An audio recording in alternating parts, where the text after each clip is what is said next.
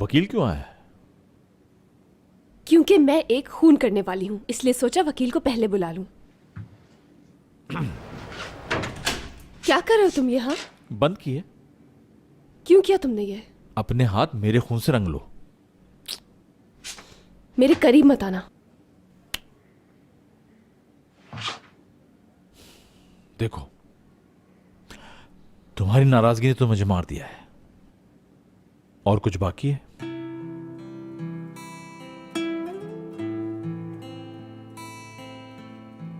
हयात, चलो फिर से शुरू करते हैं। बिल्कुल नहीं। जी नहीं सकता तुम्हारे बगैर। भूल जाओ मुझे। बिल्कुल भी नहीं। मैं तुम्हारे बगैर सांस भी नहीं ले सकता। किस किस्म के इंसान हो? हाँ, एक नंबर के जिद्दी। कितने हफ्तों से मुझे तुमने अजियत में रखा हुआ है मुराद, लेकिन अब ये मेरी जिद है।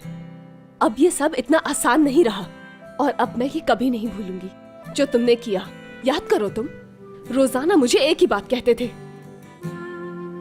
ये भुलाना इतना आसान नहीं हयात। तुम ठीक कहते थे, भुला नहीं सकती मुराद।